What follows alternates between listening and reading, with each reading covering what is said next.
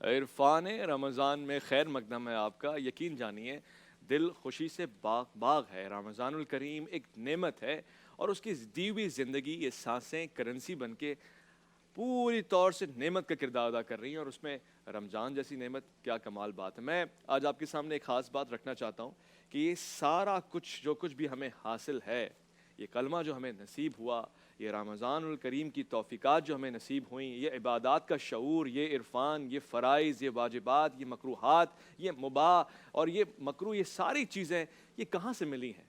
یہ ہمیں اس در سے ملی ہیں کہ جس کے لیے ساری کائنات سجائی گئی ہے, جو وجہ تخلیق کائنات ہے, اور ہم شکریہ ادا کرنا چاہتے ہیں ان کا. کس طرح سے کریں سمجھ میں نہیں آتا. سب سے بہترین طریقہ تو اطاعت کا ہو سکتا ہے, مگر ساتھ ساتھ کچھ اشعار نعت کے. محمد علی سہروردی ہمارے درمیان تشریف فرمائے. میں چاہتا ہوں کہ عرفان رمضان میں جو الف لام میم کی بزم ہے وہ آغاز آج اس طرح سے پائے کہ ہم رسالت مآب صلی اللہ علیہ وآلہ وسلم کی بارگاہ میں اظہار تشکر کریں, شکریہ کہیں کہ یا رسول اللہ آپ نے ہمیں بہت ساری نعمتوں سے نوازا ہے بتوفیق خدا, اور آج ہمیں اتنا شعور حاصل ہے کہ ہم رمضان کے آتے ہی استقبال کرتے ہیں. ہم نے یہ بھی سنا ہے کہ جب رمضان الکریم آتا ہے تو جہنم کے تمام دروازے بند کر دیے جاتے ہیں, یہاں تک کہ جنت کے تمام دروازوں کو کھول دیا جاتا ہے, یہاں تک کہ شیاطین کو جکڑ دیا جاتا ہے, جنات جو شریر ہیں ان کو جکڑ دیا جاتا ہے. پھر منادی ندا دیتا ہے قدم بڑھاؤ, جنت کی طرف آنے والوں اور جہنم کی طرف آنے والوں رک جاؤ.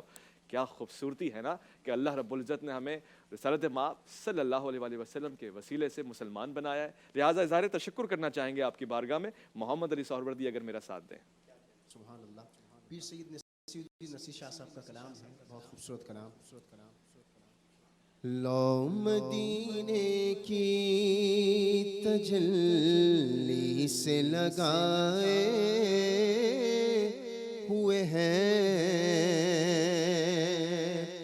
لو مدینے کی تجلی سے لگائے ہوئے ہیں, دل کو ہم مت لائیں انوار بنائے ہوئے ہیں, دل کو ہم مت لائیں انوار بنائے ہوئے ہیں, دل کو ہم مت لائیں انوار بنائے ہوئے ہیں,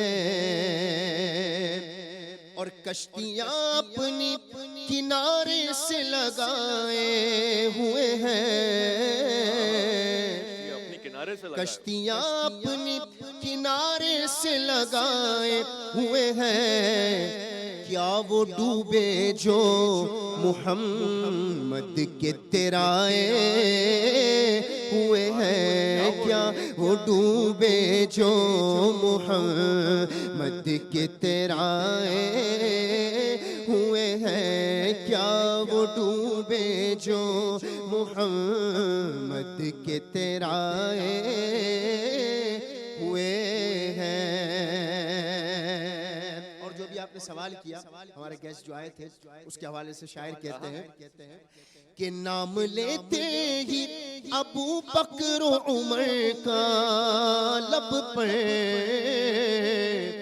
نام لیتے ہی ابو بکر و عمر کا لب پر, کیوں بگڑتا ہے وہ پہلو میں سلائے ہوئے ہیں, کیوں بگڑتا ہے وہ پہلو میں سلائے ہوئے ہیں,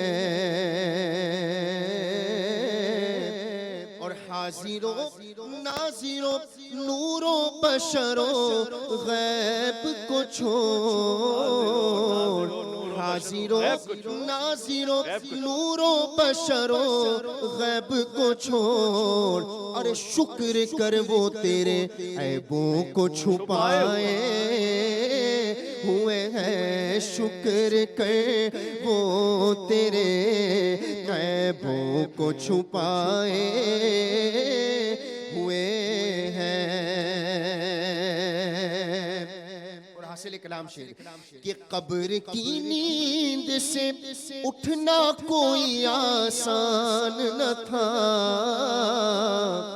قبر کی نیند سے اٹھنا کوئی آسان نہ تھا، ارے ہم تو محشر میں انہیں دیکھنے آئے ہوئے ہیں، ہم تو محشر میں انہیں دیکھنے آئے ہوئے ہیں۔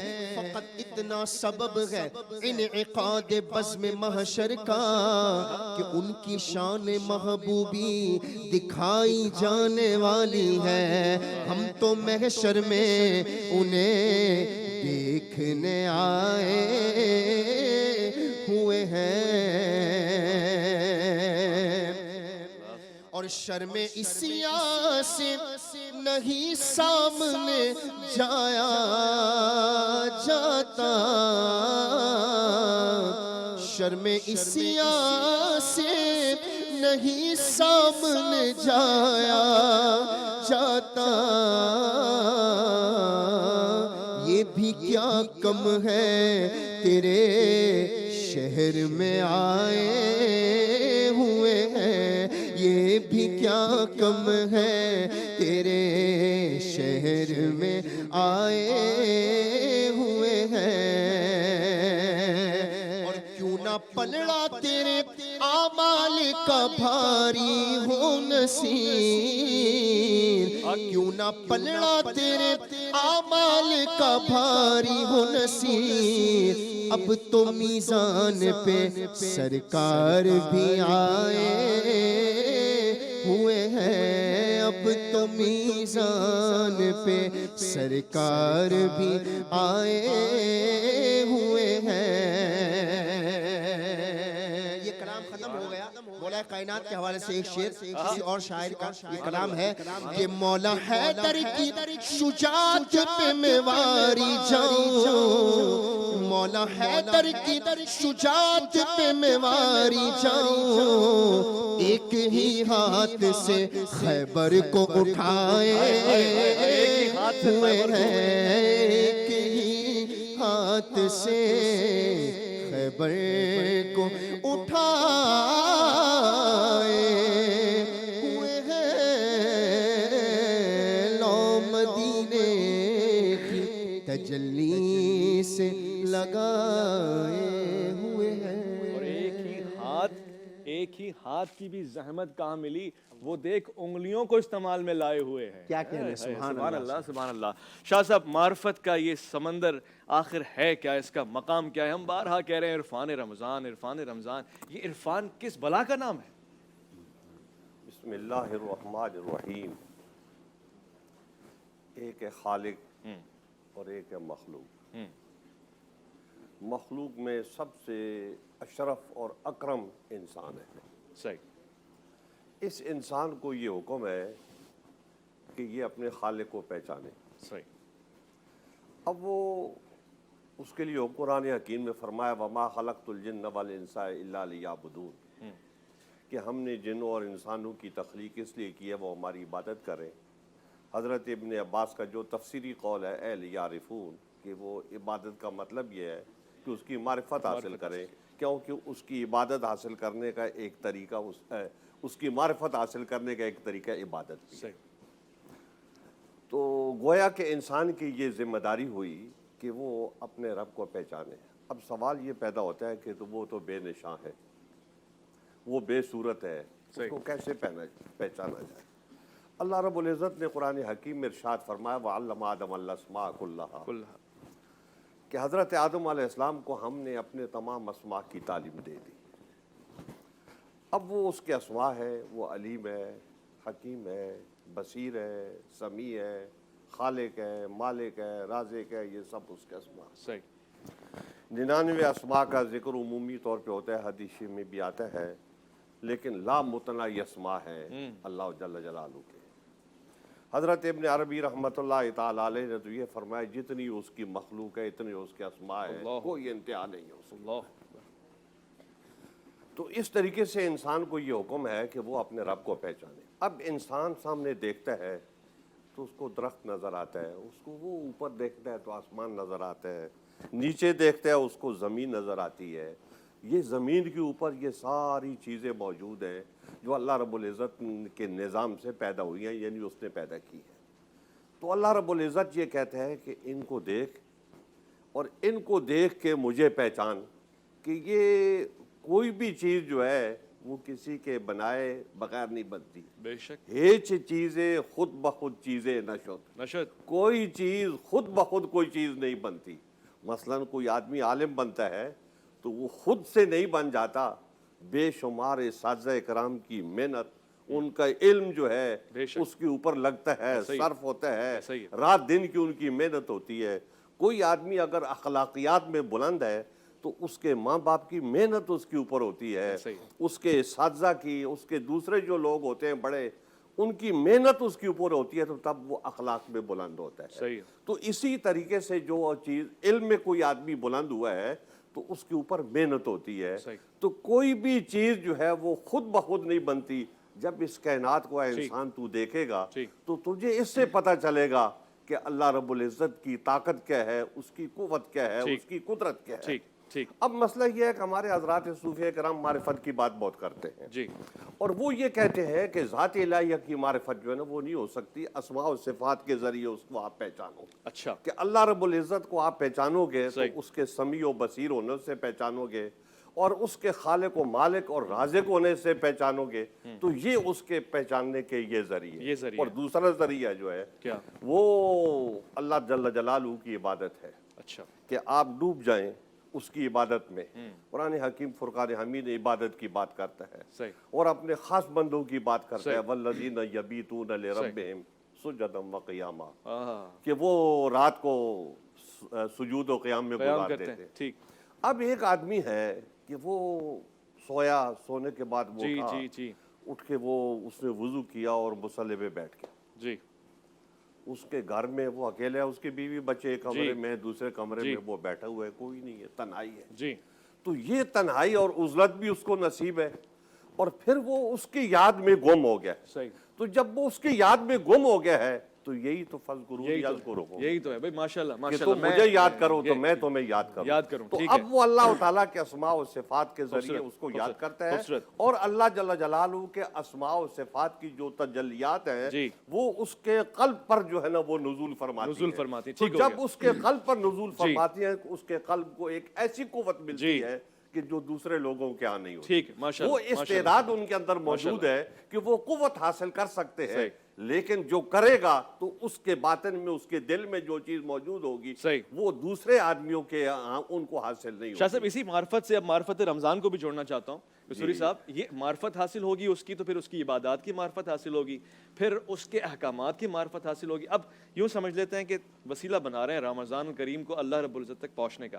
معرفت رمضان کیا ہے؟ بسم اللہ الرحمن الرحیم۔ عرفان رمضان کے بارے میں اللہ رب العزت کا فرمان ہے، شہر رمضان الذی انزل فیہ القرآن ھدی للناس وبینات من الہدی والفرقان۔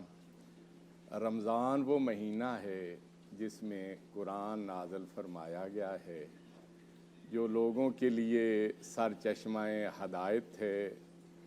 اس میں ہدایت کی واضح نشانیاں ہیں، اور وہ حق اور باطل کے درمیان تفریق کرنے والا ہے۔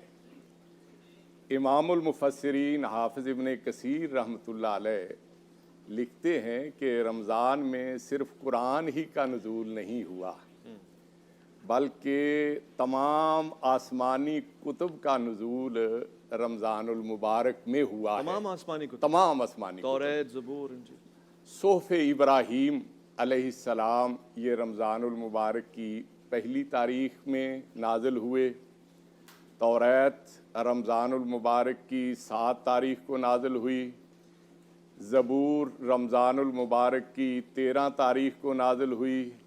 انجیل رمضان المبارک کی 14 تاریخ کو نازل ہوئی، اور قرآن کریم رمضان المبارک کی پیاری رات لیلۃ القدر میں لوح محفوظ سے آسمان دنیا پہ نازل ہوا، اور بیت العزت میں محفوظ ہوا، پھر 23 برس کے عرصے میں حسب ضرورت وہ نازل ہوتا رہا۔ سبحان اللہ۔ یہ وہ دساتیر حیات ہیں جو انسان کو صرف عزت و وقار کے ساتھ زندگی گزارنے کے ادب آداب ہی نہیں سکھاتے، بلکہ قبر میں قبر کی سختیوں، حشر میں حشر کی تلخیوں اور جہنم کی آگ سے بچا کے جنت میں داخل ہونے تک مکمل رہنمائی فرماتے ہیں۔ ہادی برحق ہے، بالکل۔ اسی طرح عرفان رمضان کے بارے میں والی بطحا امام الہدا شافع روز جزا حضرت محمد مصطفیٰ احمد مجتبیٰ صلی اللہ علیہ وسلم کا ارشاد گرامی ہے، اذا کانت اول لیلۃ من رمضان صفدت الشیاطین ومارادت الجن وغلقت ابواب النار فلم یفتح منہا باب وفتحت ابواب الجنہ ولم یغلق منہا باب ونادى مناد یا باغی الخیر اقبل و یا داعی الشر اکثر۔ جیسے ہی رمضان المبارک کا آغاز ہوتا ہے، اس کی پہلی رات آتی ہے تو سرکش جنوں اور شیطانوں کو زنجیروں میں جکڑ کے قید کر دیا جاتا ہے، جہنم کے تمام دروازے بند کر دیے جاتے ہیں، کوئی دروازہ کھلا نہیں رہنے دیا جاتا، جنت کے تمام دروازے کھول دیے جاتے ہیں، کوئی دروازہ بند نہیں رہنے دیا جاتا۔ ایک طرف تو عبادات کی راہ میں جو رکاوٹیں کھڑی کرنے والے ہیں انہیں پابند سلاست کر دیا جاتا ہے، اور دوسری طرف نیکی کی رغبت دلانے والے فرشتے یہ منادیاں کرتے ہیں، اے بھلائی چاہنے والے، رمضان المبارک کا مہینہ نیکیوں کا موسم بہار بن کے آ گیا ہے، روزے رکھ کے، نمازیں پڑھ کے، تراویح، تہجد، قیام اللیل کا اہتمام کر کے، قرآن کی تلاوت و سماعت کا شرف حاصل کر کے، صدقات و خیرات دے کے، نیکیوں کے کاموں میں آگے بڑھ کے اپنی جھولیاں بھر لو۔ عرفان رمضان کے بارے میں سلطان الاولیاء شیخ عبد القادر جیلانی رحمۃ اللہ علیہ لکھتے ہیں کہ رمضان عربی زبان کے لفظ رمض سے نکلا ہے، جس کا معنی ہوتا ہے سخت گرمی اور تیز دھوپ سے پاؤں کا جلنا، سمّیا بذالک لأنہ یرمز الذنوب۔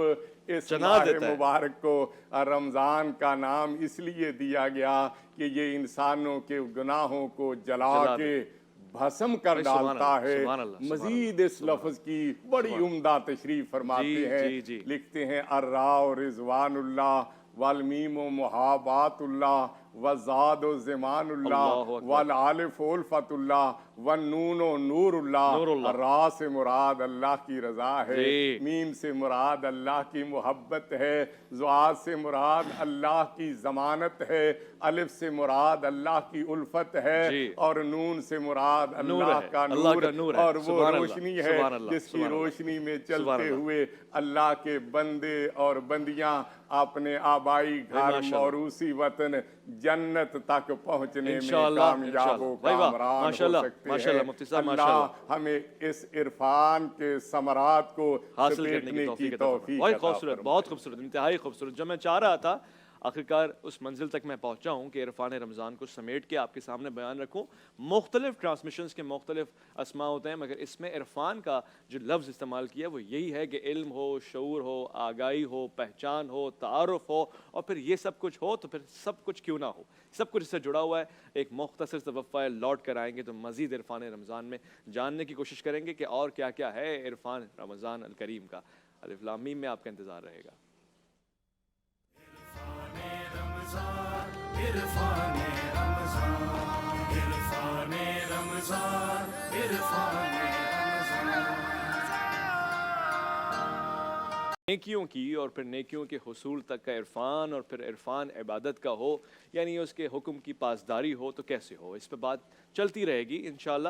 مگر ایک خاص طور سے ہم نے یہ ذمہ داری اٹھائی ہے اور اس میں معاونت ہمیں حاصل ہے سرف ایکسل کی. یہ سیگمنٹ کون سا ہے ذرا دیکھیے گا، نیکی کا ایک خاص سیگمنٹ ہے یہ.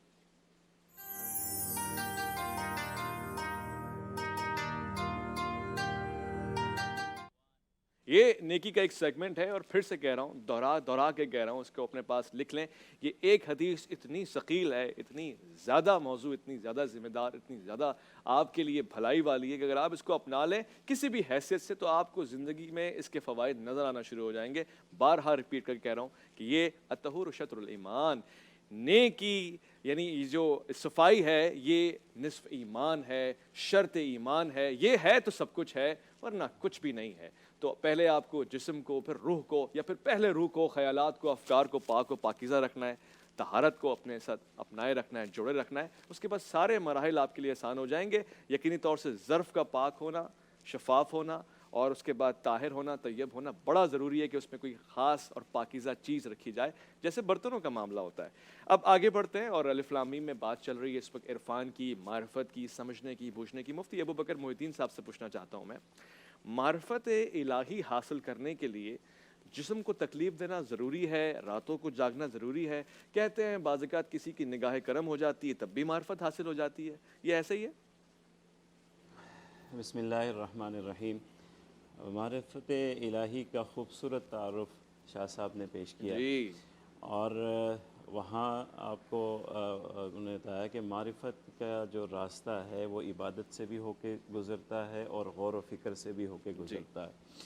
تو عبادت جسم کی تکلیف اسی وقت تک ہے جب معرفت کی پہلی سیڑھی بھی آپ نے نہیں چڑھی، اور جب پہلی سیڑھی ہی چڑھ لی آپ نے تو پھر جس درجہ آپ کی عبادت ہوتی ہے وہ تکلیف نہیں رہتی، وہ زندگی کا سب سے بڑی راحت ہو جاتی ہے. واہ واہ واہ، اسی لیے تو اللہ کے رسول صلی اللہ علیہ وسلم نے فرمایا کہ نماز میری آنکھوں کی ٹھنڈک ہے. اللہ تو عبادت اسی کے لیے تکلیف ہے جس نے یہ سفر شروع ہی نہیں کیا یا اس سفر کے لیے غور و فکر ہی نہیں کیا. تو عبادت تو اللہ تبارک و تعالیٰ کی بہت بڑی رحمت ہے انسان کے لیے کہ اس کی معراج ہے یہ. وہ کیسے تکلیف ہو سکتی ہے؟ کبھی کوئی انسان اپنی ترقی سے بھی تھکا ہے. ایک کاروبار، آپ دکان میں بیٹھتے ہیں، میں نے دیکھا ہے لوگوں کو 13 گھنٹے دکان پر بیٹھے رہتے ہیں. جب گاہک آ رہا ہو، خوب چمک رہی ہو، دمک رہی ہو، دکان عروج پر ہو، تو کسی تاجر کو آپ تھکے ہوئے نہیں دیکھیں گے. جتنا اس سے کام لے لیں وہ خوش ہے. اور اسی طرح عبادت ہے جو انسان عرفان میں پڑ جاتا ہے جب وہ اپنے رب کو پہچان لیتا ہے صحیح. اور جتنا اس کا سفر اپنے اس معرفت اور عرفان کے راستے میں بڑھتا رہتا ہے، عبادت بڑھائے بغیر وہ رہ ہی نہیں سکتا. رہ ہی نہیں سکتا. یہ ہم جو عبادت سے دور ہیں یا گناہوں میں پڑے ہوئے ہیں وہ ایک اسی وجہ سے کہ اپنے رب کو ہم نے پہچانا ہی نہیں ہے، معرفت کی کوئی سیڑھی ہم چڑھے ہی نہیں ہیں. تو یہ اللہ کی رحمت اگر ہمیں میسر ہو جائے اور اللہ تعالیٰ کی ذات کی طرف اور ان کے صفات اور ان کے رحمتوں کی طرف اگر ہم متوجہ ہو جائیں اور پہچانیں کہ رب نے ہمارے لیے کیا کیا کچھ اس دنیا میں نہیں پہلے، اور یہ تو ایک رحمت ہے، 99 رحمت تو ابھی پیچھے ہیں. اس ایک رحمت کی بدولت ہے کہ ایک درخت کے اوپر اور ایک شاخ کے اوپر جو 2 آم لگتے ہیں وہ دونوں کا ذائقہ مختلف ہوتا ہے، اللہ اکبر. رنگ مختلف ہوتا ہے کہ ایک طرح کھا کے اکتا نہ جائے. کیسے اللہ کی رحمت ہے؟ ایک شاخ کے اوپر 2 الگ ذائقے ہیں.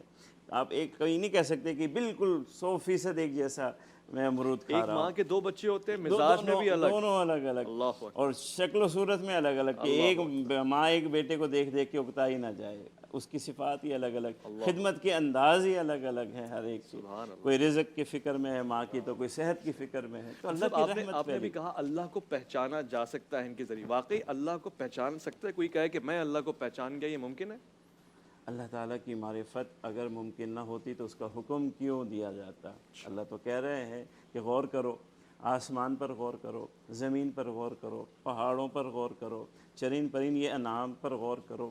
یہ مواشی کون سی ایسی چیز ہے مخلوق کی کہ اگر آپ کو اللہ کی رحمت مل جائے، دروازے کھل جائیں تو آپ اس سے معرفت کا راستہ شروع کر سکتے ہیں. کوئی چیز ایسی نہیں ہے جو اللہ کی معرفت کی رہنما نہ ہو اس کائنات میں. بس اللہ تعالیٰ کی رحمت ہمیں ملنی چاہیے اور وہ دروازہ اور وہ راستہ ہونا چاہیے. آپ اپنے یعنی دیکھیے نا، ابتدا انسان کرتا ہے کہ اللہ تبارک و تعالیٰ نے اس پر کیا انعام کر چکے. ٹھیک فَاذْكُرُوا بنی اسرائیل تم یاد کرو نعمتوں کو. تو ہم سب کو جب اپنی معرفت کا سفر شروع کرنا ہے تو شروع کرنا ہے ان نعمتوں سے جو اللہ نے اسے عطا کر رکھی ہے. سب سے پہلے تو یہ وجود ہی ہے کہ آج تک سائنس اس وجود ہی میں گھوم رہی ہے، پھیل رہی ہے، روز ایک نئی چیز پتہ چل رہی ہے کہ جسم میں یہ بھی ہے، جسم میں یہ بھی ہے، جسم اور یہ بھی معرفت کا سبق بنتا ہے نا، من عرف نفسہ ہو. ہر سانس آنے والا اللہ تعالیٰ کی معرفت کا بے شک ایسے ہر روز کا آنا، رات کا جانا، یہ اللہ تعالیٰ کی معرفت کا. میں یہ سمجھنے کے لیے عرض کر رہا ہوں، چونکہ محفل میں بات سے بات نکلے گی. شاہ صاحب، رمضان الکریم میں ابھی بات ہوئی، حدیث شریف ہم نے سنی کہ شیاطین جکڑ لیے جاتے ہیں، سرکش جنات جکڑ لیے جاتے ہیں. پھر رمضان الکریم میں بہکاتا کون ہے، گناہ پہ اکساتا کون ہے؟ تو جکڑے ہوئے لوگ ہوتے ہیں. دیکھیں بات یہ ہے، پہلے تو معرفت کی بات ہو رہی ہے. ہمارے یہاں جو معرفت والا طبقہ ہوتا ہے تو اس کے بارے میں شیخ سعدی نے کہا ہے کہ وہ ساری رات عبادت کر کے تو جتنی اس کو معرفت حاصل ہوتی ہے وہ کرنے کے باوجود وہ کہتا ہے کہ ما عبدنا کا حق عبادت کا، ما عرفنا کا حق معرفت کا. کیا ہی کچھ نہیں، جانا ہی حضور کچھ نہیں. اکرم صلی اللہ علیہ وبارک وسلم روزانہ 70 مرتبہ، اور بعض روایات میں یہ ہے کہ 100 مرتبہ استغفار فرماتے ہیں. اللہ اکبر. اب ہمارے حضرات شراح حدیث جو ہیں وہ اس بات کی وضاحت کرتے ہیں کہ حضور اکرم صلی اللہ علیہ وبارک وسلم کس بات سے استغفار فرماتے تھے. تو اس کی وضاحت میں یہ بات کہی جاتی ہے کہ نبی علیہ السلام کا درجہ ہر روز بلند ہوتا تھا، اللہ. اور آپ کے جو درجات بلند ہوتے تھے تو وہ کل والا مرتبہ جو نیچے رہ جاتا تھا اس کو آپ دیکھتے تھے تو اس سے آپ استغفار فرماتے تھے. اللہ. تو یہ تو مطلب ہے معرفت کا نظام ہے. تو جو معرفت والے لوگ ہیں ان کا یہ ہے کہ وہ اسی کی یاد میں ڈوبے رہتے ہیں. ایک تجلی دائمی ہوتی ہے صوفیاء کرام کے ہاں، اس کی بڑی اہمیت ہے اور بڑا درجہ ہے اس کا اور بڑا مقام ہے کہ اللہ رب العزت جب اپنے بندے سے رابطہ کرتا ہے تو وہ اپنی تجلی کے ذریعے سے رابطہ کرتا ہے. اس کے اسماء و صفات جو ہیں، اس کی تجلیات جو ہے نا، ان کے ذریعے سے وہ اس پہ تجلی فرماتا ہے. جیسے علم کی نعمت وہ کسی کو دینا چاہتا ہے تو وہ اپنے اس میں علم جو علیم جو ہے اس سے وہ اس کے اوپر تجلی فرمائے گا اور اس کو علم عطا فرمائے گا. تو علم میں تو توسع ہے، ابھی آپ معنی بیان کر رہے تھے کہ بڑی وسعت کے ساتھ جو ہے نا. تو اس لیے جو معرفت کی بات ہے تو وہ یہ ہے کہ ایک انسان ساری، یہ اس کا ذاتی معاملہ ہوتا ہے اور وہ ساری زندگی جو ہے اسی میں لگا رہتا ہے اور دنیا کی کسی اور چیز سے اس کا کوئی تعلق نہیں رہتا. ابھی بات کر رہے تھے اس کی کہ معرفت کے 2 طریقے ہیں. اب آپ یہ دیکھیں، ایک باغ ہے، باغ میں مختلف پھلوں کے درخت لگے ہوئے ہیں. اس میں آم کا بھی ہے، سیب کا بھی ہے، مالٹا بھی ہے، سنترا بھی ہے، جامن بھی ہے. ایک ہی نالی سے سب کو پانی جا رہا ہے اور جو وہ پھل دے رہا ہے تو ہر ایک کا رنگ بھی مختلف ہے، اس کا سائز بھی مختلف ہے، اس کی شکل بھی مختلف ہے، وہ اتو بھی متشابہہ ہے کہ جب آپ اس کو کھائیں گے تو اس کا ذائقہ بھی مختلف ہوگا. تو یہ بتائیں یہ کرنے والا کون ہے؟ تو جیسے میں نے آپ سے کہا ہے کہ ایسی چیزیں خود بخود چیزیں نشد، کہ ہر چیز میں اللہ رب العزت کی طاقت جو ہے اس میں قوت، اس کی قوت جو ہے وہ کار فرما ہے. تو یہ سارا نظام جو ہے یہ اس کی قوت سے چلتا ہے. کیا کمال بات ہے، نگاہیں ہونی چاہیے دیکھنے والی. بات یہ رہ گئی جو آپ فرما رہے ہیں کہ یہ لوگ جو ہیں یہ کام کون کرتا ہے، اکساتا کون ہے؟ تو حضور اکرم صلی اللہ علیہ وبارک وسلم نے فرمایا کہ ان شیطانوں کو جکڑ دیا جاتا ہے. شیطانوں کو جکڑنے کا مطلب یہ ہے وہ شیطانی قوتیں جو خصوصی طور پہ انسان کو گمراہ کرنے والی ہوتی ہیں ان قوتوں کو جکڑ دیا جاتا ہے کہ وہ قوتیں اب اس شعبے میں اس کو انسان پر، اس مسلمان پر جو رمضان کے مہینے میں نیکی کرنا چاہتے ہیں، نیکی کی طرف آنا چاہتا ہے، اثر انداز نہیں ہوتا. شاہ صاحب یہیں سے کنٹینیو کریں گے، ایک مختصر وقفہ، لوٹ کر آئیں گے، یہیں سے اس بات کو جوڑیں گے کون سی قوتیں ہیں جو انسان کو اس طرف لے کر آتی ہیں. نفوس بھی کے مختلف اقسام میں موجود ہے. الف لام میم میں انتظار ہے تو آپ کا. عرفان رمضان، عرفان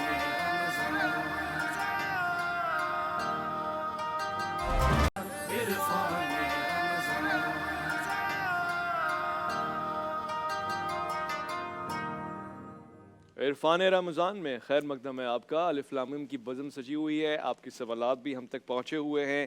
عرفان رمضان میں مختلف نوعیت کے سوال آپ نے پوچھے ہیں.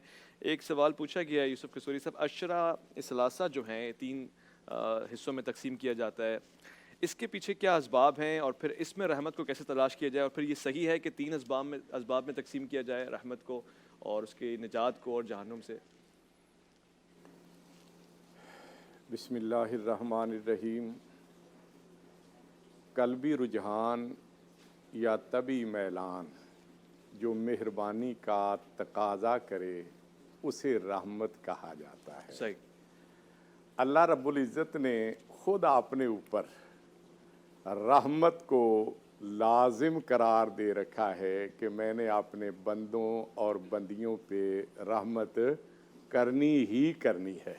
صحیح. اس نے قرآن مجید میں اپنے حبیب صلی اللہ علیہ وسلم کے ذریعے یہ اعلان کروایا ہے, قل یا عبادی الذین اسرفوا علی انفسہم لا تقنطوا من رحمت اللہ ان اللہ یغفر الذنوب جميعا انہ هو الغفور الرحیم. بے شک. اے حبیب صلی اللہ علیہ وسلم, آپ میری طرف سے اعلان فرما دیں کہ تمہارا رب یہ کہتا ہے, میرے بندوں اور بندیوں جنہوں نے میری نافرمانیاں حکم عدولیاں کر کے اپنے آپ پہ ظلم کر لیا ہے, تم کبھی میری رحمت سے مایوس اور نا امید نہ ہونا. اللہ تو گناہوں کو بخشنے والا ہے. اللہ کہتے ہیں کہ تم لاکھ گنہگار صحیح, لاکھ خطا کار صحیح, بندے تو میرے ہی ہو نا. میرے ہی بندے. ہو سکتا ہے کہ تمہارے گناہوں, خطاؤں, تمہاری سیاہ کاریوں کی وجہ سے لوگ تم سے نفرت کرتے ہوں, منہ موڑ لیتے ہوں, تم پہ آوازیں کستے ہوں, یہ چور جا رہا ہے, یہ ڈاکو جا رہا ہے, یہ زانی جا رہا ہے, یہ شرابی جا رہا ہے, یہ راشی جا رہا ہے, یہ جواری جا رہا ہے. فرمایا جب تم میری طرف آؤ گے میں تم سے منہ نہیں موڑوں گا بلکہ تمہیں اپنی آغوش رحمت میں لے لوں گا. صحیح. 70-80 سال کا ایک بوڑھا ساری زندگی اللہ کی نافرمانیاں کرتے ہوئے گزر گئی, اب بڑھاپا آ گیا تو کمر جھک گئی, بینائی کمزور ہو گئی, سنوائی میں سکل آ گیا, ہاتھوں پہ راشا تاری, محبت پیار کرنے والی اولاد نے خبتی بوڑھا سمجھتے ہوئے گھر سے باہر نکال دیا. زمانے کا ٹھکرایا ہوا یہ انسان اپنی جھکی ہوئی کمر پہ اپنے گناہوں کی پوٹلی کا بوجھ لاتے ہوئے, اپنی لاٹھی ٹیکتے ہوئے اللہ کی بارگاہ میں آتا ہے. اور یہاں آتے ہی لاہور اور اس کے مضافات میں فقہ جعفریہ کے مطابق اذان مغرب کا وقت ہوا چاہتا ہے. دینا.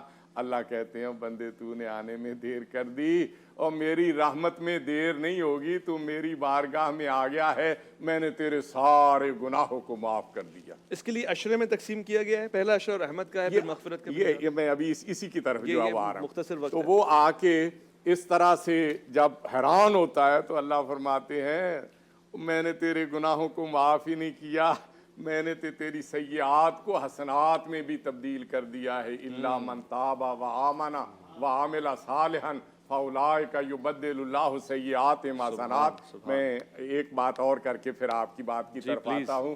ہماری یہ عادت ہے کہ جب ہم کوئی بڑی چیز کو دیکھتے ہیں نا تو اس کی وسعت کا اعتراف کرنے لگ جاتے ہیں. کوئی بڑا گھر دیکھتے ہیں کہتے ہیں گھر بڑا وسیع ہے, کوئی بڑی بستی دیکھتے ہیں کہتے ہیں بستی بڑی وسیع ہے, کوئی بڑا شہر دیکھتے ہیں کہتے ہیں شہر بڑا وسیع ہے, کوئی بڑا ملک دیکھتے ہیں کہتے ہیں ملک بڑا وسیع ہے, زمین پہ نگاہ ڈالتے ہیں کہتے ہیں زمین بڑی وسیع ہے, آسمان پہ نگاہ ڈالتے ہیں آسمان بڑا وسیع ہے. اور اللہ کہتے ہیں یہ ساری چیزیں تو میری بنائی ہوئی ہیں, اور میری بنائی ہوئی چیزوں کا اعتراف کرنے والوں تم اس بات کا اعتراف کیوں نہیں کر لیتے؟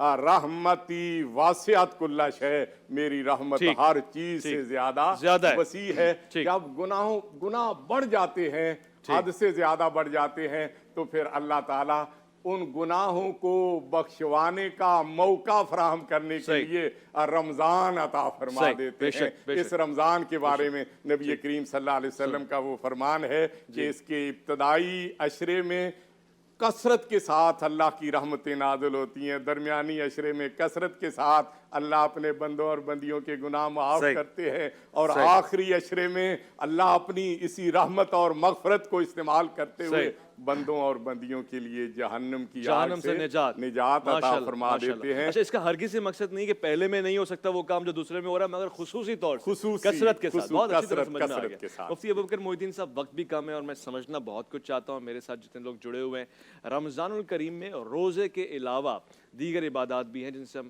مگر یہ ایسا کیوں ہوتا ہے کہ جو پہلی رمضان آئے گی تو ہی زکوٰۃ دیں گے؟